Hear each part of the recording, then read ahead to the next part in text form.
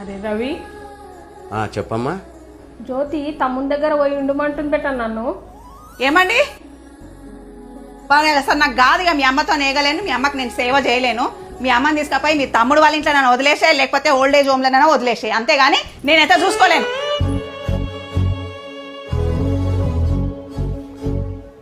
అమ్మా, నీకు వెళ్ళాలనిపిస్తే కొద్ది రోజులు వెళ్ళు.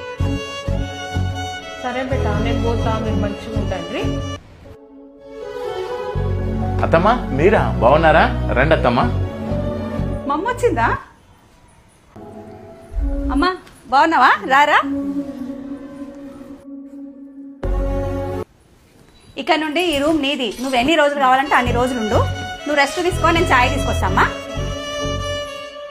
అంటే ఇప్పుడు మీ అమ్మ మనతో ఉంటుందా?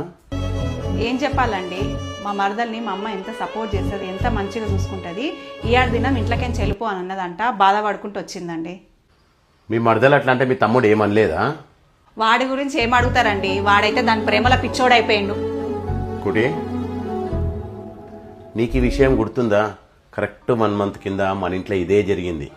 నువ్వు మా అమ్మని ఇంట్లో నుంచి వెళ్ళగొట్టినావు. కానీ మా అక్క చెల్లెళ్ళు ఎప్పుడు అనలేదే నీ ప్రేమలో నేను పిచ్చోడిని అయిపోయినా అని. అయినా ఒక విషయం గుర్తుపెట్టుకో, ఆ దేవుడు ఉన్నాడు.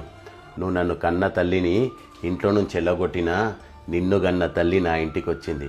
నాకు అదే సంతోషం. ఆ తల్లిని ఎలా అయితే చూసుకుంటానో ఈ తల్లిని కూడా అలాగే చూసుకుంటా.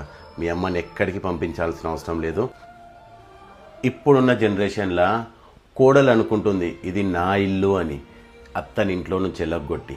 కానీ ఒక్క విషయం గుర్తుపెట్టుకో, ఈ కోడలి హోదా నుండి రేపు నువ్వు అత్త హోదాకు వచ్చేసరికి నీకు ఒక కోడలు వస్తుంది.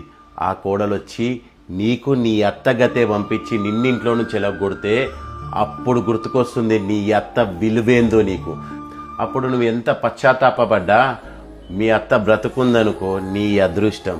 అదే సచ్చి స్వర్గానికి వెళ్ళిందనుకో ఈ జీవితంలో నీకు పశ్చాత్తాపం దొరకదే. కాబట్టి మనుషులు బ్రతుకున్నప్పుడు అందరూ కలిసిమెలిసి ఉండండి. అంతేగాని కన్న తల్లిని కొడుకును విడదీసి మీరేదని సాధిస్తారమ్మా.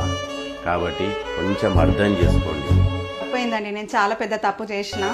మా అమ్మ నా ఇంటికి వచ్చే వరకు మీ అమ్మ విలువేందో నాకు అర్థం కాలేదు. పదండి అత్తమ్మ దగ్గరికి వెళ్దాం ప్లీజ్. తప్పైందండి, ఇంత పాపం తీసుకొద్దాం, అమ్మని తీసుకొద్దాము. సరేనా? పద.